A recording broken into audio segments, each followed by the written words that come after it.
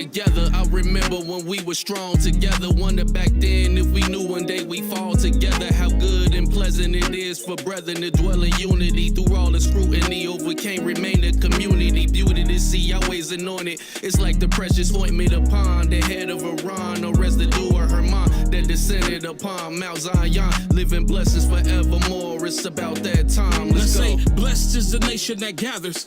Until the mighty YAHWEH and some people been scattered.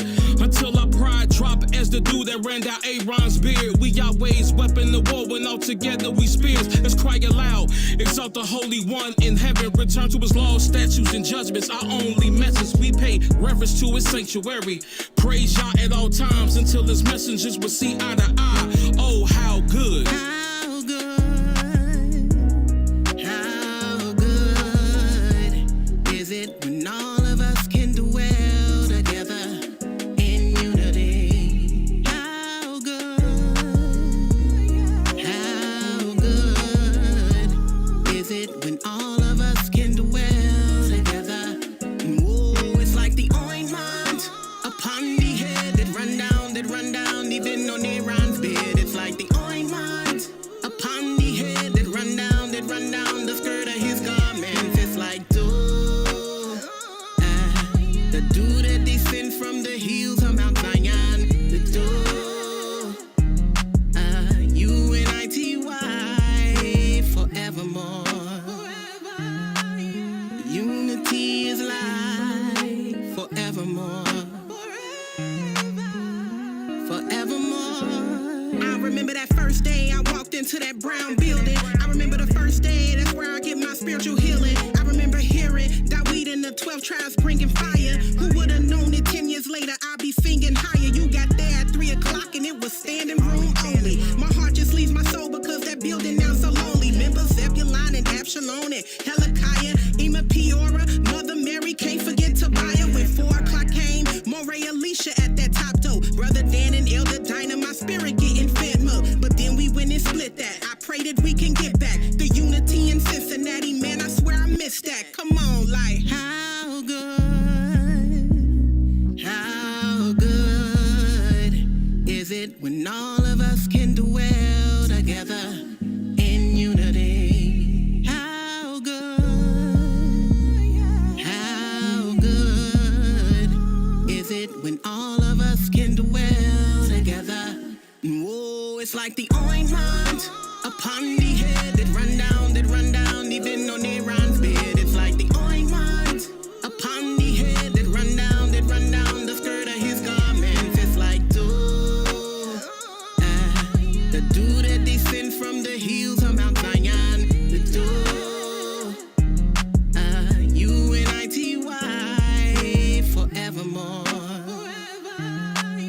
Unity is life forevermore. Forevermore.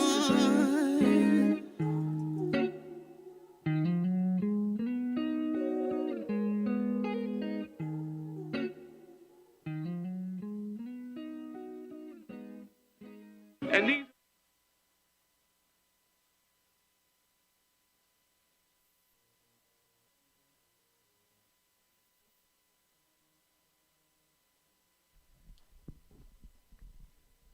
Shalom, shalom, shalom. First and foremost, giving all praise and honor to the Holy One of Israel, to the Creator of the heaven, the earth, the sea, and all that is therein is, by saying hallelujah. Praise the mighty Yah. Yah is righteous, Yah is holy, and let Yahweh be magnified. Once again, the Creator has allowed us to come before you another day, bringing to you his great, holy, and exalted words, even the words of truth. My name is Moray Ishaya Yisrael of the House of Israel, located right here in Cincinnati, Ohio, 2330 Kemper Lane, bringing to you nothing but the truth. And yes, it is true. All we're going to do is tell you the truth, for Yah ordained me to tell you the truth, and this is what I'm going to do. And who is this Yah? Yah is the creator of the heaven, the earth, the sea, and all that is therein is. Yah is the Elohim of our fathers, the Elohim of Abraham, Yitzhak, and Yisrael, whom you may know as Abraham, Isaac, and Jacob. Yah is our king, he is our judge, he is our lawgiver, and Yah is our only savior, and not just of Israel. Yah is the savior of the world. And I praise the mighty Yah for allowing us once again to bring to you his great, holy, and blessed word. We left off yesterday because of technical difficulties. We were not able to finish our program on marriage part 3, which will detail the marriage relationship between Isaac and Rebekah. The first day we talked about, it was the second day of the week, but the first day we will bring to you the marriage relationships.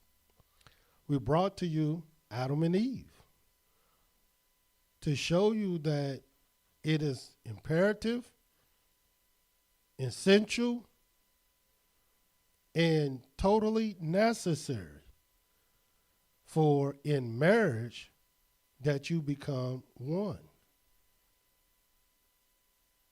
And we also brought out the fact with Adam and Eve that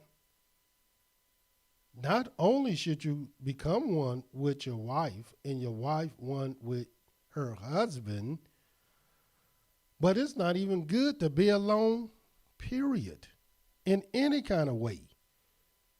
It's not good for man to be alone, whether that man is 80 years, 90 years, 100 years, or 20 years.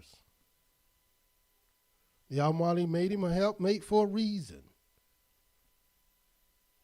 And thirdly, we brought out the fact between Adam and Eve that the Almighty told Eve, Adam's wife, that her desires was to be to her husband, and he was to rule her. That's what you should have learned emphatically from their relationship. And then we went to the second marriage relationship that we detailed, and it was none other than Abraham and Sarah. As a matter of fact, the scriptures teach us, look unto the rock from whence you are hewn, the whole of the pit in which you were dug. Look unto Abraham, thy father, and Sarah that bore you. And the Creator was not talking to everybody to look in that direction, in that relationship, that marriage. He says those that seek him and those that follow after righteousness. These are the ones he told to look at that relationship. And when you look at that relationship, let me tell you what you should be learning. You should be learning how, as a couple, you're to bless. You're to bless others. And why? Because the scriptures teach us two are better than one. And now that you have your helpmate, you should be blessing one another. And I'll show you, Abraham blessed many. But before you can bless many, charity starts at home. And I'm going to show you how they were blessed just in their home by what they did for one another. The other thing that we learned with the relationship of Abraham and Sarah is how truly in righteousness a household is supposed to be commanded, ruled, as Abraham did. And Yahweh said that he knew Abraham, that he will command his household after himself, and they shall keep the way of Yahweh, to do justice and judgment. And ask yourself, is this what you're doing in your household? That your household is keeping the way of Yahweh to do justice and to do judgment, because this is exactly what Abraham and Sarah did. Because once you become one, as he is, so shall you be. Which means this: if he keeping the commandments, should not you be keeping the commandments? If he's keeping judgment, should not you be keeping judgment? If you're doing justice, should not both of y'all, should y'all both not be doing justice? And of course, if you all are, there's a high likelihood that your children will do the same. And why? Because as you are, so shall they be.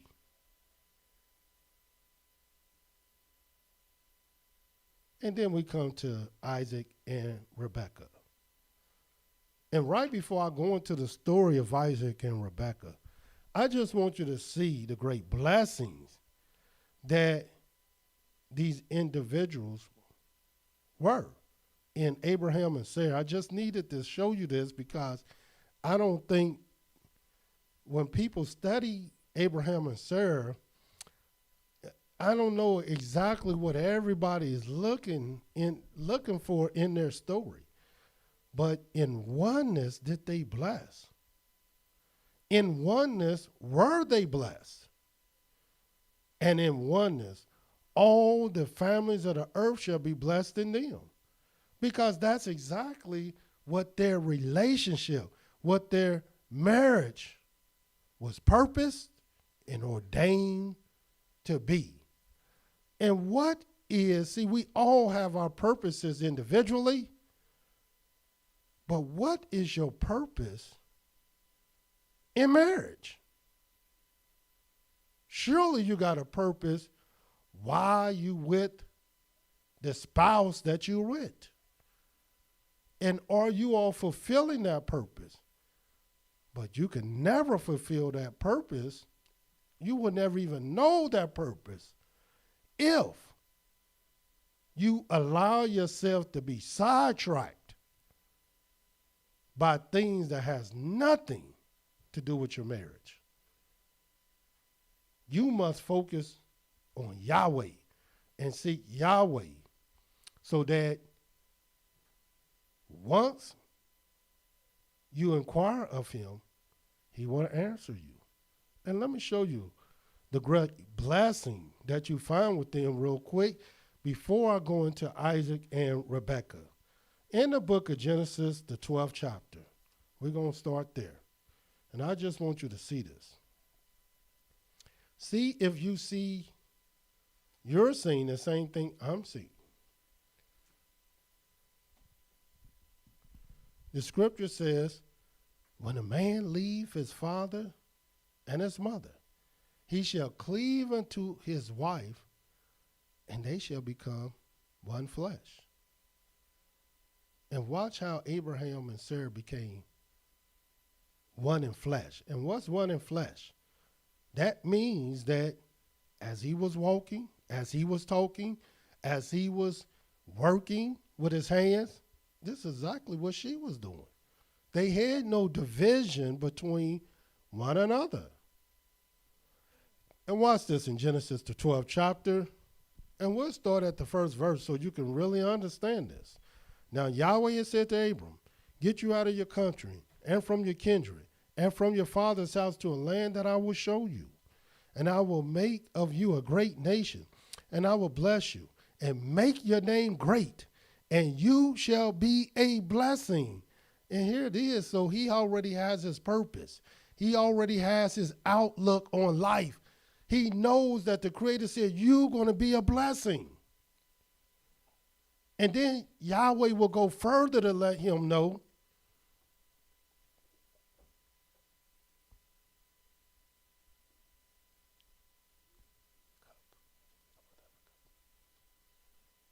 I will bless them that bless you. Curse him that curses you, and in you shall all the families of the earth be blessed. So this is indeed my purpose. I'm going to bless people. I'm going to be blessed. I'm going to be a blessing. And of course, this was very difficult for Abraham to understand at this moment, at this time, because he had no seed. I'm going to bless, and you didn't even give me no seed, Yahweh. But nevertheless, so Abram departed as Yahweh had spoken to him, and Lot went with him. And Abram was 75 years old when he departed out of Haran. And Abram took Sarai his wife, Lot his brother's son, all their substance that they had gathered, and the souls that they had gotten in Haran. And they went forth to go into the land of Canaan. And into the land of Canaan they came. And Abram passed through the land to the place of Sikkim, to the plain of Moreh. And a lot of people tell you this word ain't even in the scriptures. It's all in the scriptures. And it means exactly what we say it means. It means teacher. Watch what it says. And the Canaanite was then in the land. And Yahweh appeared to Abram and said, unto your seed will I give this land. And there built an altar unto Yahweh, who appeared to him. And this is the point that I want you to see. Because they taken from the land from which they were familiar with, their family. And watch what it says in the 11th verse. And it came to pass, when he had come near to enter into Egypt, that he said to Sarai his wife, behold now, I know that you are a beautiful woman to look upon. I know you beautiful. Therefore, it shall come to pass, when the Egyptians shall see you, that they shall say, this is his wife, and they will kill me. But they will save you alive. Say, I pray you, you are my sister, that it may be well with me for your sake, and my soul shall live because of you. Make no mistake about it. You could not say this to a woman that is not one with you. In other words, let's just pretend that we're brothers and sisters and not husband and wife. No, you got to be one in order for you, because you can think about all the calamities that might come into your relationship as a result of saying you're not this man's wife. Somebody start hitting on you. If you're single, take my number and I'll take your number. If you available, then such and such and such. And everything you could imagine happened to Sarah or Sarai. And it came to pass that when Abram had come into Egypt, the Egyptians saw the woman, that she was very beautiful. The princess also, Pharaoh, saw her and commended her before Pharaoh. Hey, Pharaoh, this is a beautiful woman right here. You might want to holler at her. And the woman was taken into Pharaoh's house. And he treated Abraham well for her sake. This your sister, man? And just treated her real good. And he had sheep and oxen and donkeys and men servants and maid servants and she donkeys and camels. In other words, they just treated her well, gave her everything. But what was she thinking at this time? What was Abram thinking at this time? Did he say, man, I done messed up? Did she say, why in the world did I agree with this fool? Ain't no telling what nobody was thinking, but undoubtedly, it didn't faze them. because they knew the possibilities of what could happen. Who wouldn't know the possibilities? And watch what happened. And Yahweh plagued Pharaoh and his house with great plagues because Sarai, Abram's wife. And Pharaoh called Abram and said, what is this that you have done to me? Why did you not tell me that she was your wife? Why said you, she is my sister? So I might have taken her to me the wife. Now therefore, behold, your wife, just take her and go your way. And Pharaoh commanded his men concerning him, and they sent him away and his wife and all that he had. And you would think like, Abraham, man, this was terrible that you did this thing, man. And, you know, and Sarai, why would you agree to such foolishness? But remember what Yahweh said. Yahweh said, I will make you a great nation, and I will bless you. See, Yahweh never told them how they was going to be blessed. See, we think just you're going to be blessed by something that you think going to happen good.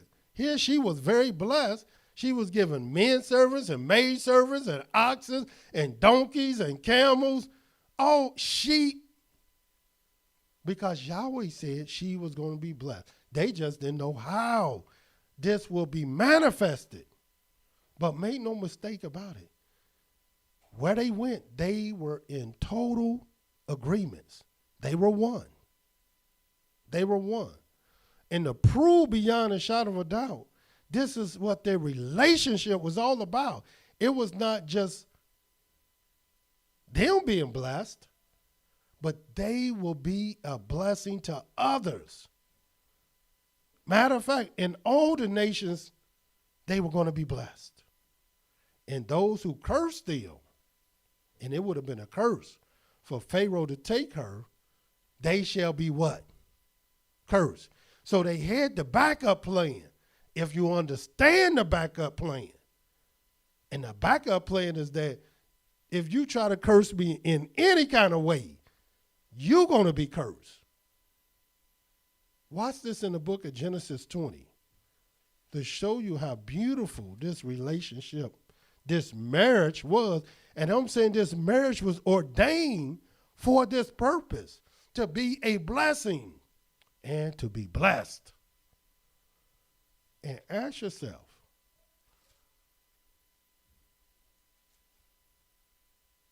what is your purpose?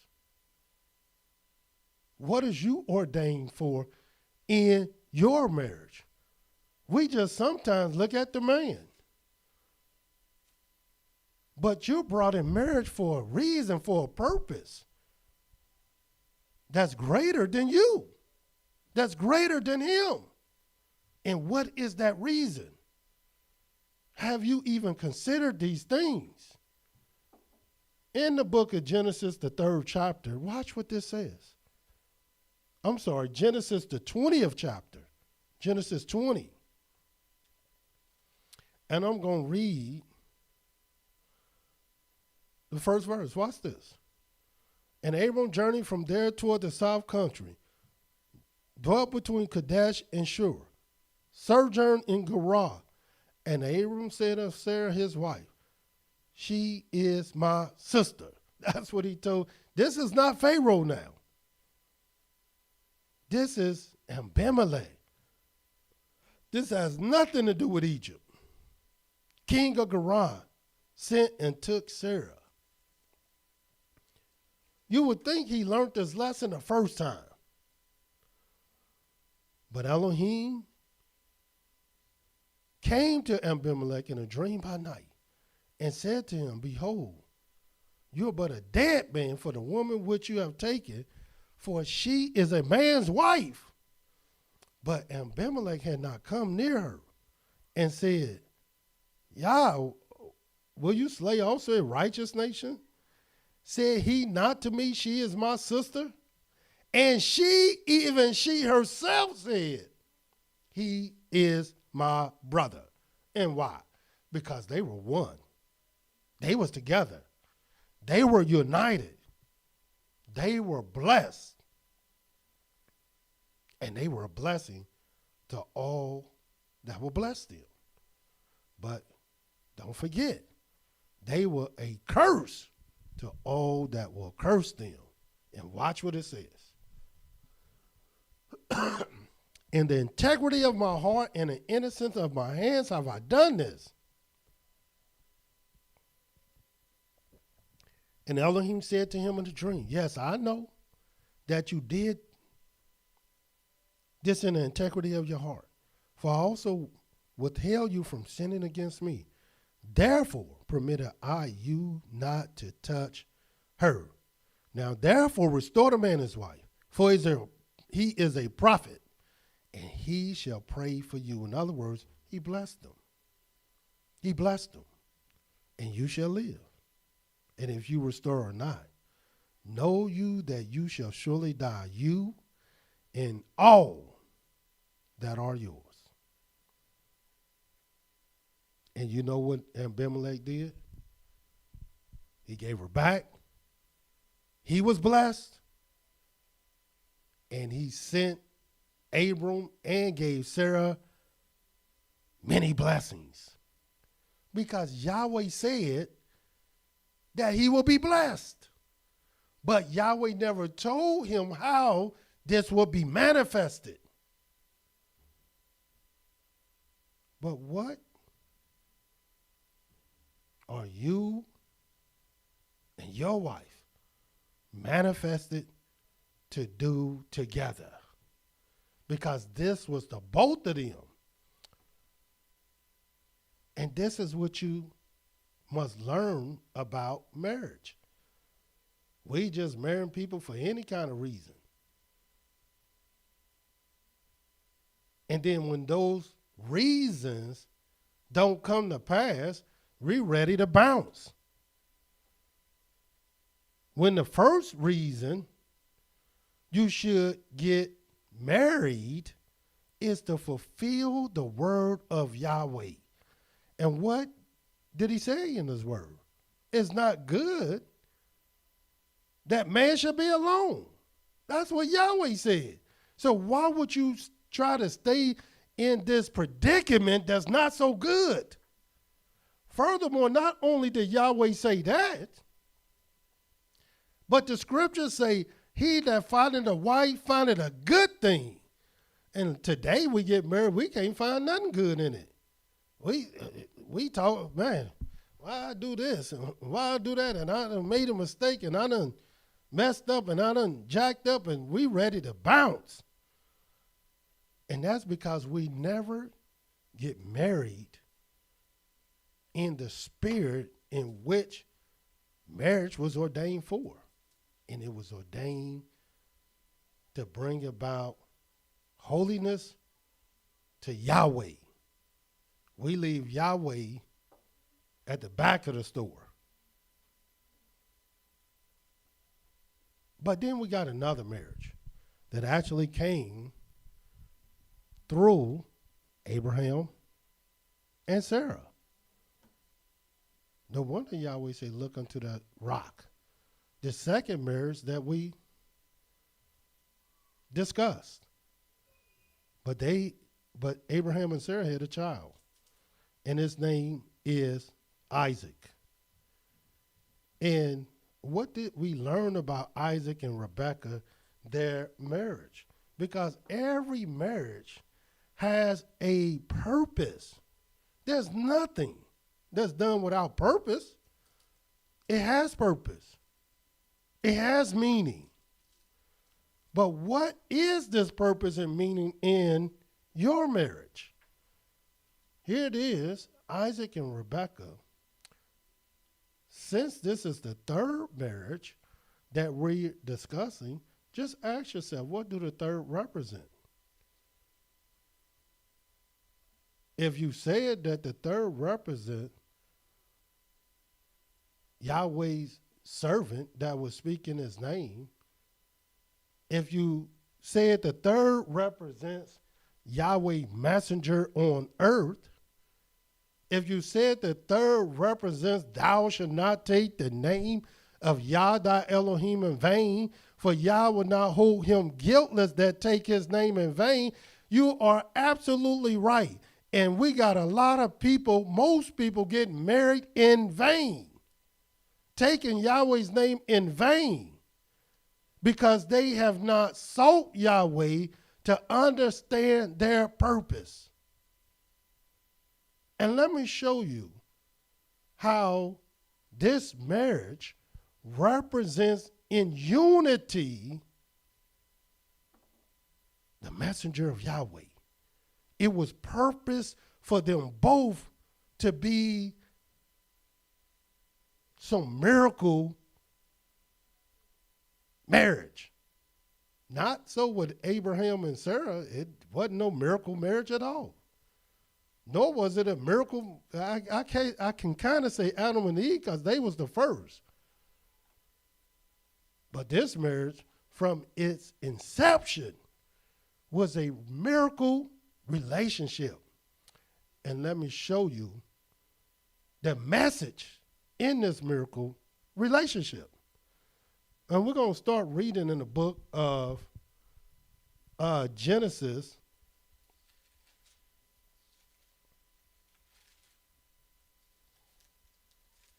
Now we're talking about the marriage part 3 with Isaac and Rebekah.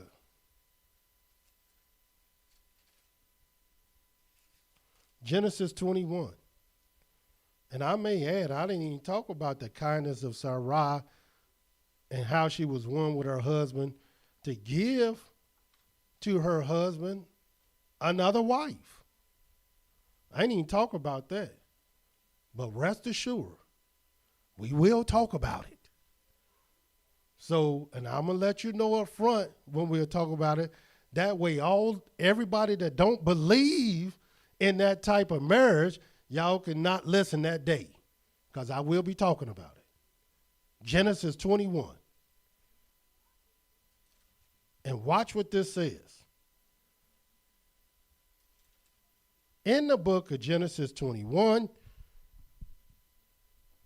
watch how this starts off with a miracle. First verse. And Yahweh visited Sarah as he had said. And Yahweh did to Sarah as he had spoken. For Sarah conceived and bore Abraham a son in his old age, at the set time of which Elohim had spoken to him. And Abraham called the name of his son that was born unto him, whom Sarah bore to him, Isaac. And Abraham circumcised his son Isaac, being 8 days old, as Elohim had commanded him. And Abraham was 100 years old when his son Isaac was born unto him. It's one thing that he was 100 years old, because a man can have a child in his old age. But how many women do you know can have a child in their old age? And Sarah, so it wasn't Abraham wasn't a miracle. It was Sarah, because she had a child when she was 90 years old. That's where the miracle lied, right there with Sarah. But even though that was a miracle, it was performed to bring about Isaac. So that when Isaac sit down to tell his story to his children, and his children's children, and his children's children, you mean granddad? You mean to tell me your mama had you at 90? How many times was that duplicated? How many times was that performed? How many times have you read that? So his whole life existence came about through a miracle. And you're going to see this was manifested in their marriage. Watch this in Genesis 22. Still dealing with Isaac and Rebekah. In the book of Genesis 22, again, this is the third marriage we're talking about. And this marriage was born showing the power, the miracle, the wonders of Yahweh. Why? Because they were brought together for that message. Watch this. In Genesis 22, starting at the very first verse. And it came to pass after these things that Elohim did tempt Abraham and said to him, Abraham. And he said, behold, here I am. And he said, take now your son, your only son, Isaac, whom you love, and get you into the land of Moriah, and offer him there for a burnt offering upon one of the mountains which I tell you of. And Abraham rose up early in the morning, saddled his donkey, took 2 of his young men with him, and Isaac his son, split the wood for the burnt offering, rose up, and went to the place of which Elohim had told him. And you notice in none of that reading did it say he went privately to question Yahweh. He went and inquired of Yahweh why Yahweh would want him to do so. Why Yahweh want him to kill his only son. You notice it didn't say he went into the bedroom and told his wife to kiss Isaac for the last time. None of that. He did exactly what Yahweh told him to do. Without fail, without missing a beat, without controversy, he obeyed Yah. And watch what it says. Then on the third day, and why the third day? Because we're talking about the third marriage. Watch what it says. Abraham lifted up his eyes and saw the place afar off. And Abraham said to his young men, abide you here with the donkey, and I and the lad will go yonder and worship and come again to you. Now he obviously believed that Isaac would come back with him, or he just lied to his servant. And I believe he thought he would come back. Watch what it says. And Abraham took the wood of the burnt offering, laid it upon Isaac his son, and he had to fight with him. No, it didn't say that either. And he took the fire in his hand and a knife, and they went both of them together. And Isaac spoke to Abraham his father and said, my father. And he said, here am I, my son. And he said, behold the fire and the wood, but where is the lamb for a burnt offering? Again, another miracle. And Abraham said, my son, Elohim will provide himself a lamb for a burnt offering. So they went both of them together. And they came to the place which Elohim had told him of. And Abraham built an altar there, laid the wood in order, bound Isaac his son, laid him on the altar upon the wood. And Abraham stretched forth his hand, took the knife to slay his son.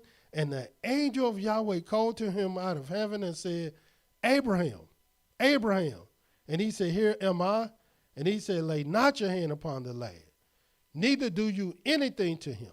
For now I know that you fear Elohim, seeing you have not withheld your son, your only son from me. And Abraham lifted up his eyes and looked, and behold, behind him a ram caught in a thicket by his horn. So in other words, here once again, another great testimony about this man Isaac. So you can already see the story unfolding before you that this man was going to be great. But great in what way? This man was going to be special, but special in one way. And this man will have purpose in his life. But in what way? Now you're about to see the way in which this man was purposed in the book of Genesis 24.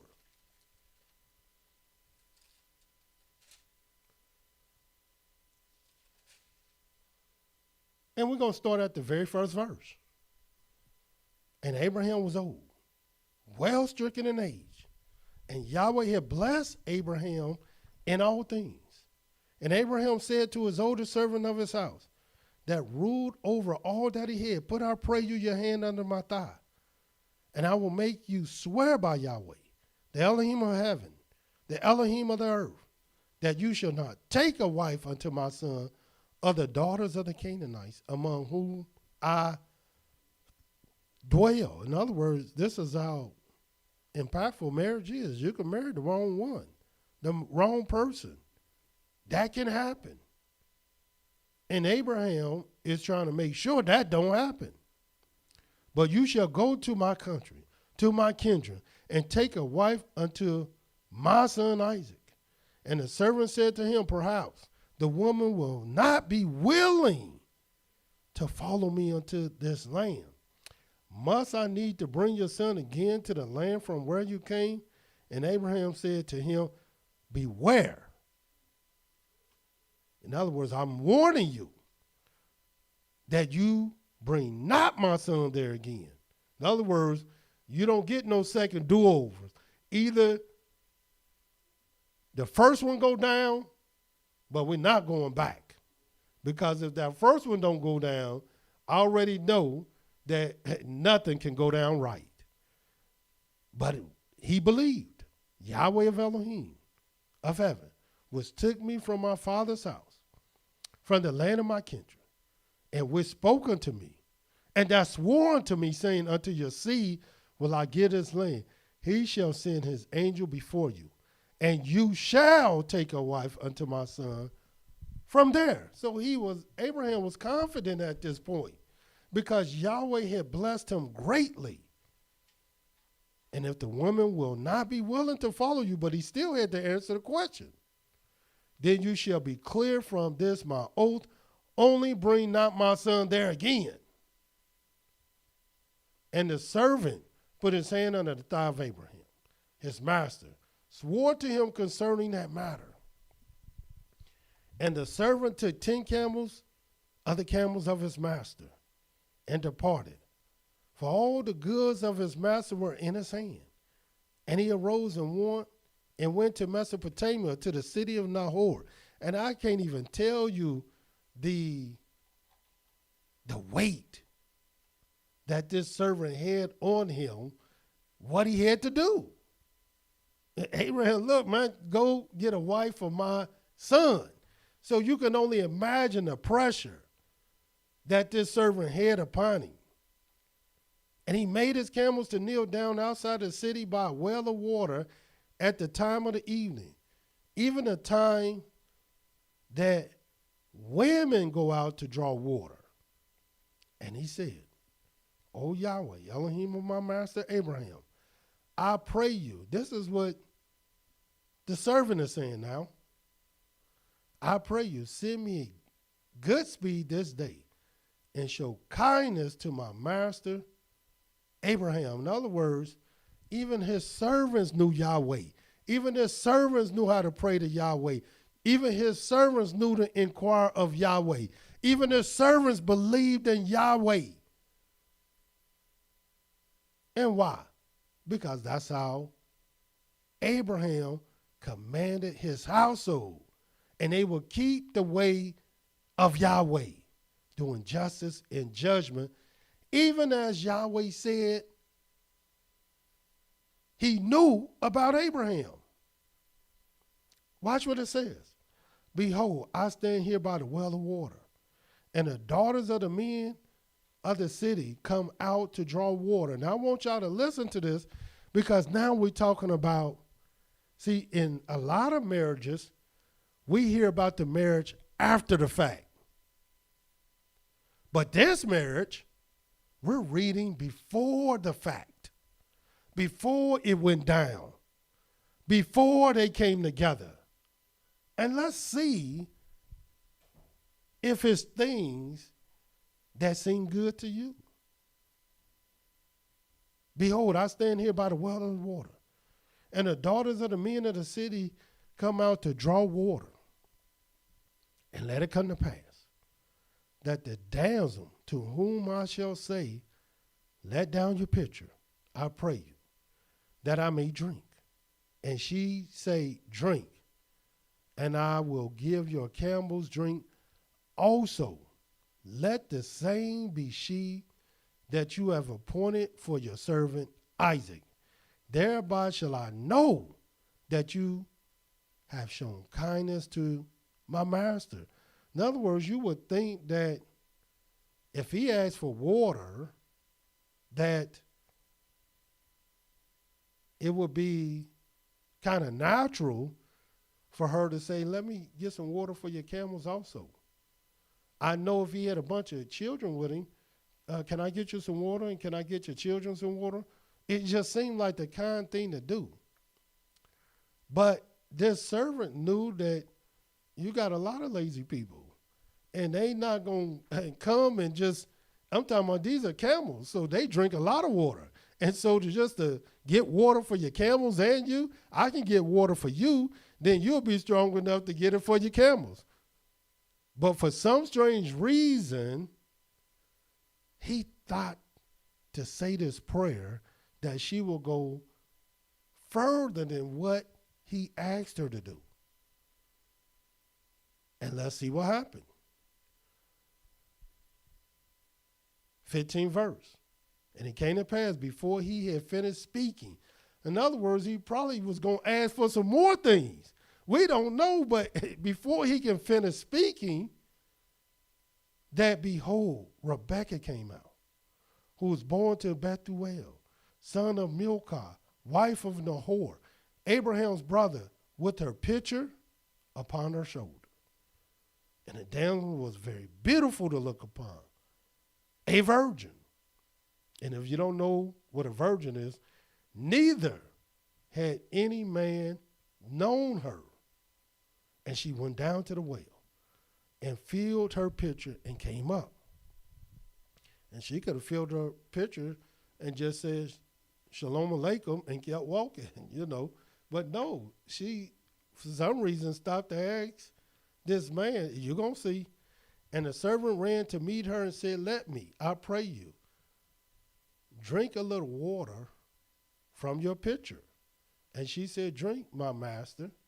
And she hurried and let down her pitcher upon her hand and gave him drink. And when she had finished giving him drink, she said, I will draw water for your camels also until they have finished drinking. Draw water for your camels also until they have finished drinking. And she hurried and emptied her pitcher into the trough and ran again to the well to draw water and drew for all his camels, all of them. And the man, wondering at her, held his peace because he's still unsure to know whether Yahweh had made his journey prosperous or not, because he don't know what family this is. He don't know if this is a Canaanite, a Hittite, a Perizzite, a Jebusite. He don't know. Watch what it says. And it came to pass, as the camels had finished drinking, that the man took a golden earring of half a shekel weight, 2 bracelets for her hands of 10 shekels weight of gold, and said, whose daughter are you? Let me pray. Tell me, I pray you, is there room in your father's house for us to lodge in? And she said to him, I am the daughter of Bethuel, the son of Milcah, which she bore unto Nahor. She said moreover to him, we have both straw and feed enough, and room to lodge in. And the man bowed down his head and worshiped Yahweh, because now he see that Yahweh had blessed him. And he said, blessed be Yahweh Elohim of my master Abraham, who has not left destitute my master of his mercy and his truth.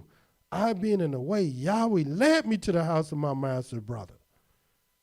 And the damsel ran, told them of her mother's house these things. And Rebekah had a brother, and his name was Laban. And Laban ran out unto the man, unto the well. And of course, he gave all beautiful gifts, and he told them of the story in which he was sent to do. And at the end of the day, he wasn't lost in this blessing that Yahweh had blessed him. Prosperous his way, because he still had a purpose. He still had a mission to fulfill. So he didn't get caught up. He was not sidetracked about what he was supposed to do. And a lot of times we get sidetracked and lost in the sauce, but not the servant. And watch what he said. Just want you to see this.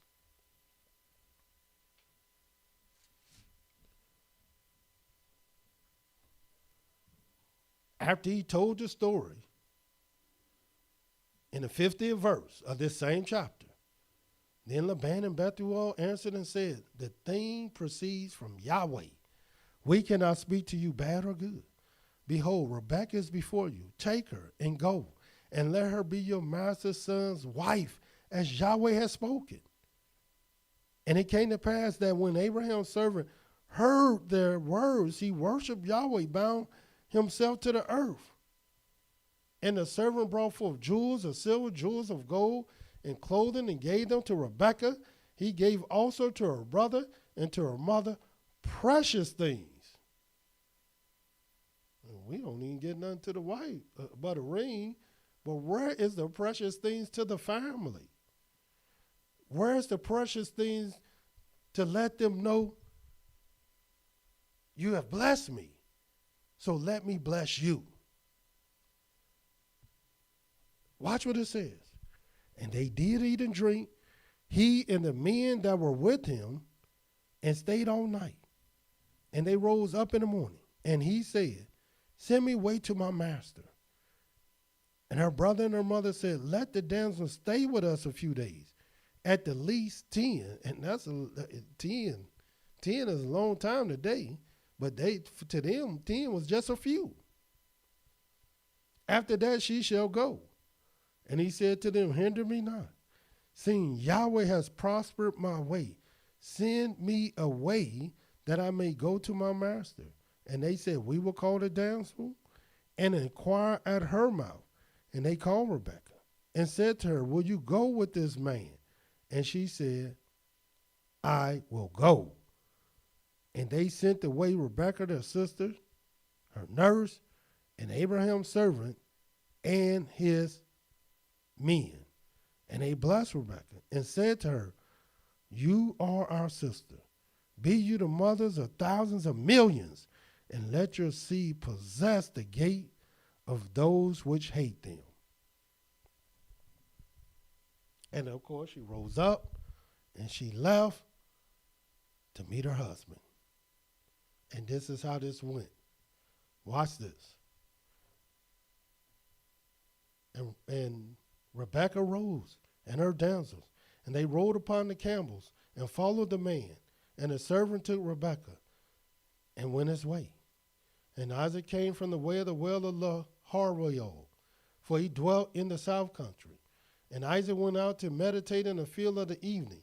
And he lifted up his eyes and saw, and behold, the camels were coming. And Rebekah lifted up her eyes. And when she saw Isaac, she lighted off the camel. For she had said to the servant, what man is this that walks in the field to meet us? And the servant had said, it is my master. Therefore she took a veil and covered her face. And the servant told Isaac all things that he had done. And Isaac brought her into his mother Sarah's tent, took Rebekah. She became his wife. He loved her. And Isaac was comforted after his mother's death. In other words, that's what a wife should do. She should bring peace and comfort to you. Peace and comfort. not the other thing. Hell and all the other things in a bad marriage. She comforted this man. And why? Because she was a helpmate. And that's what a helpmate does. She aids you. She blesses you. As Sarah did Abraham, so did Rebekah to Isaac. Well, little do people know that it looks like Isaac was the miracle child and things happening. No, their marriage was a miracle in of itself. Watch this in Genesis 25. Watch what it says. 19th verse. And these are the generations of Isaac, Abraham's son. Abraham begot Isaac. And Isaac was 40 years old when he took Rebekah to wife, the daughter of Bethuel, the Syrian of Padan Aram, the sister to Laban, the Syrian. And Isaac prayed to Yahweh for his wife because she was barren. So it don't matter if you barren when you're young, just seek Yahweh. It don't matter if you barren, if you old, just seek Yahweh. You pray to him. And Yahweh was entreated of him. And Rebekah, his wife, conceived. And the children struggled together within her. And she said, if it is so, why am I thus? And now she has a personal relationship with Yahweh, where not only in their marriage, Isaac can inquire of Yahweh, she did also. Watch what she say.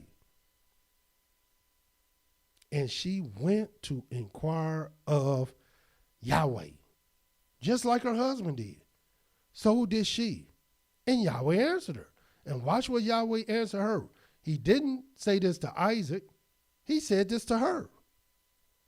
And Yahweh said to her, 2 nations are in your womb.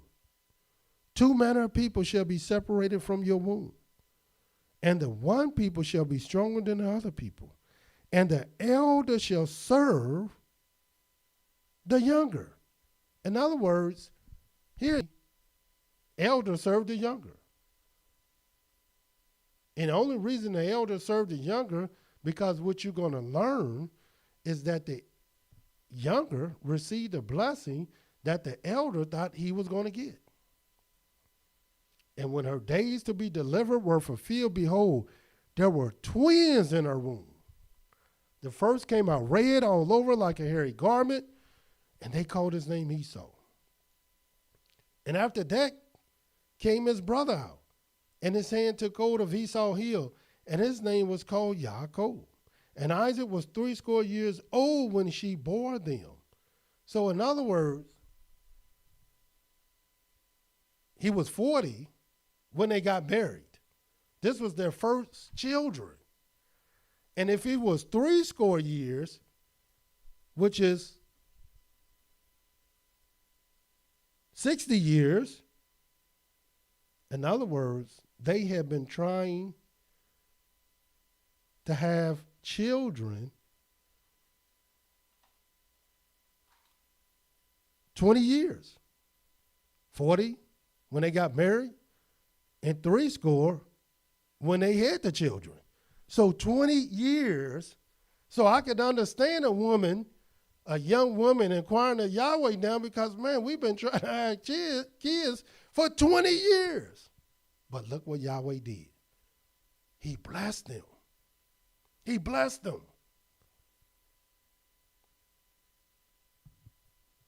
Don't give up on Yahweh, because Yahweh won't give up on you. And look what it says. And the boys grew, and Esau was a cunning hunter, a man of the field, and Yaakov was a plain man dwelling in a tent. And Isaac loved Esau because he did eat of his venison. But Rebekah loved Jacob. And she already knew that in this thing, it was ordained that Jacob would receive a blessing. The firstborn blessing. And she had to live with this secret of Yahweh. For Yahweh said, he will do nothing but what he first revealed his secrets unto his servants, the prophets. In other words, even before this was manifested, this secret was told. But it was told to Rebekah. Because why? Didn't I tell you at the beginning that this relationship, that this marriage was born to be messengers of Yahweh? It was born to have miracles and to perform miracles. It was born for this purpose in marriage. Because every marriage got purpose. But do you know what it is?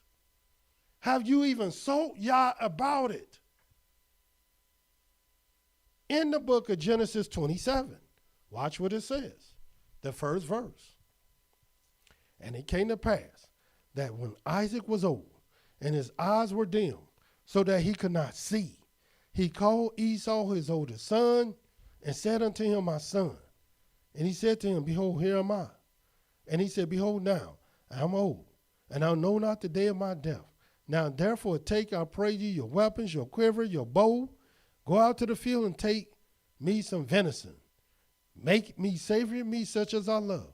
Bring it to me, that I may eat, that my soul may bless you before I die.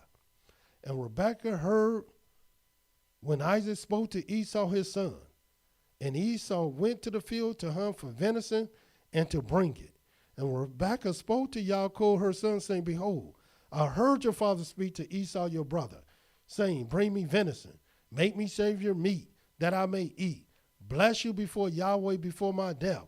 Now therefore, my son, obey my voice according to that which I command you. And if he didn't honor his mother, like a lot of these young guys and young boys don't honor their mothers, he wouldn't have listened. He wouldn't have followed it. He wouldn't have obeyed her. And he would have missed out on his blessing. But watch what happens. Go down to the flock. Fetch me from there 2 good kids of the goats, and I will make them savory meat for your father, such as he loved. And you shall bring it to your father, that he may eat, that he may bless you before his death. And Yaakov said to Rebekah his mother, behold, Esau is my brother, he's a hairy man, and I am a smooth man. My father perhaps will feel me, and I shall seem to him as a deceiver, and I shall bring a curse upon me and not a blessing. And his mother said to him, upon me be your curse, my son. Only obey my voice and go fetch me then. In other words, do what I say. Don't question me. Get to doing. And he went and fetched, brought them to his mother. His mother made savory meat such as his father loved. Rebekah took goodly clothing of her oldest son Esau, which were with her in the house, put them upon Yaakov, her youngest son, and she put the skins of the kids of the goats upon his hands and upon the smooth of his neck. And she gave the savory meat and the bread which he had prepared into the hand of her son Yaakov. And he came unto his father and said, my father. And he said, here am I. Who are you, my son? And Yaakov said to his father, I am Esau, your firstborn. I have done according as you told me. Arise, I pray you, sit and eat of my venisons, that your soul may bless me. And Isaac said to his father, how is it that you found it so quickly, my son? He said, because Yahweh your Elohim brought it to me. And Isaac said to Yaakov, come near, I pray you, that I may feel you, and my son, whether you be my very son Esau or not. And Yaakov went near to Isaac his father, and he felt him and said, the voice of Yaakov's voice, but the hands are the hands of Esau. And he discerned him not, because his hands was hairy, as his brother Esau saying, so he blessed him. And he said, are you my very son Esau? And he said, I am. And he said, bring it near to me, and I will eat of my son's venison, that my soul may bless you. And he brought it near to him, and he did eat, and brought him wine, and he drank. And his father Isaac said to him, come now near and kiss me, my son. And he came near and kissed him, and he smelled the smell of his clothing and blessed him and said, see, the smell of my son is as the smell of the field which Yahweh has blessed. And so, what is the moral of this story? He received the blessing as Yahweh said he would, even before they were born, while they were in the womb. And last scripture I want to point out is in the book of Genesis, the 28th chapter, the very first verse. See, Isaac, he didn't know about this blessing. He didn't know that his wife had received this blessing. So therefore, he was confused about all these things. And Yahweh had blinded him. Yahweh never told him, but he told his wife. And why? Because little do people know, she was purposed for this. She was a messenger of Yahweh just like he was. Their marriage was born for this. But what is your marriage born for? What is your marriage purpose to do? But since he didn't know, watch what he would do in the end. Genesis, the 28th chapter, the very first verse. And Isaac called Yaakov and blessed him and charged him and said to him, you shall not take a wife of the daughters of Canaan. Arise, go to Padam Aram, to the house of Bethuel, your mother's father. Take you a wife from there, the daughters of Laban, your mother's brother. And Elohim Almighty bless you and make you fruitful and multiply you, that you may be a multitude of people, and give you the blessing of Abraham to you and to your seed with you, and that you may inherit the land wherein you are a stranger, which Elohim gave to Abraham. And Isaac sent away Yaakov, and he went to Padam Aram to Laban, son of Bethuel the Syrian, the brother of Rebekah, Yaakov's and Esau's mother. So here he was blessed in the end, not in no deceitful kind of way. Isaac established the blessing by blessing him again before he sent him out of his house.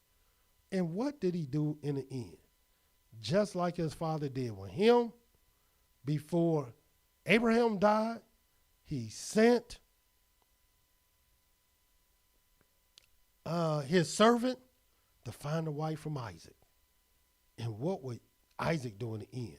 When he was old, he sent Yaakov out of his house and told him exactly where to find his wife. And told him, don't take a wife of a certain people. And why would he do that? Because there is nothing greater that you would do than find a wife.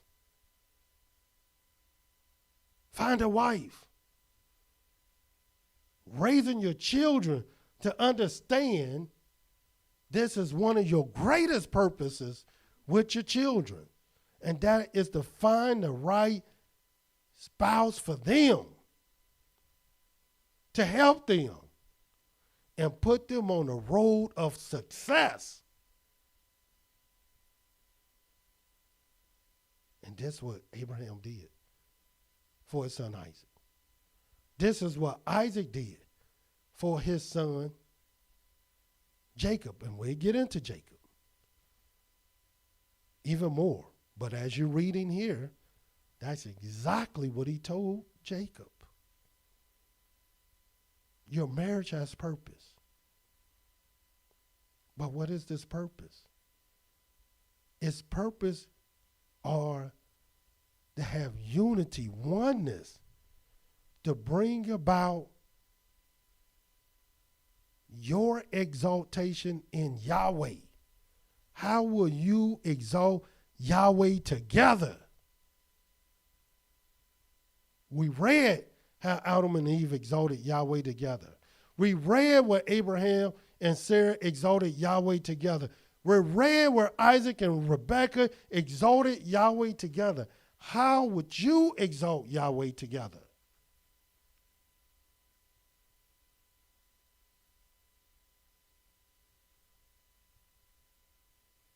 Prior to me finding my beautiful young wife, I would have my daughters do everything. They would write my books and they would do all these things.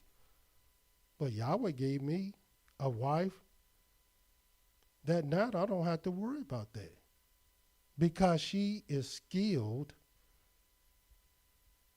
in serving Yahweh. So when I need help writing, and you have to be skilled in the word of Yahweh to do these things. And when I need to inspire people, as we do by giving out all kind of shirts free, and some people buy them, not all of them, everybody. But now we can inspire them with the word of Yahweh. Well, my wife helped me out with that. Just like she helped me with most of the things in my ministry. Even as we speaking today, she's hosting this program and most programs that I'm doing. Why? Because you got to have purpose in Yahweh. You only married because of Yahweh. Only Yahweh said it's not good for a man to be alone. Only Yahweh said that it's better, two is better than one, and that he made a helpmate. So when would you in your relationship, in your marriage, exalt Yahweh, the one who brought you together? Marriage part 3. And we will deal with marriage part 4 tomorrow. So until tomorrow, Yahweh love you, and so do I. Shalom.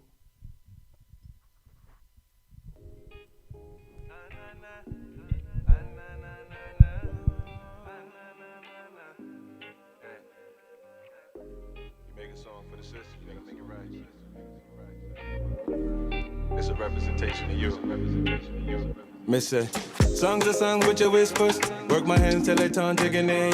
By your spiritual balance, compare us. It's your presence for me, it's your presence for me. Hold your own in the scriptures. When you're zoned in, no one can come near you. My best interest at heart, so I hear ya. Cause you're open with me, cause you're open with me. Don't hurt me like Eve, your curiosity must depart. Though I'm king, so sometimes your energy plays me like a heart. Your blessings, you wear them. In that cultural fashion, you kill them. My eyes lazy from glancing and staring. Thanking God, cause he gave me a real one. Love me like Ema Sarah.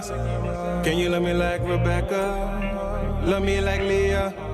Can you love me like Esther? Show me love like Zipporah. Can you love me like Hannah? Love me like Ruth, but don't tie me down like Delilah. It's your biblical love that does something to me. Though we fit like a glove, your aura always thrills me. So we pray with one another, build with one another, be real with one another, fulfill with one another. It's your biblical love that does something to me.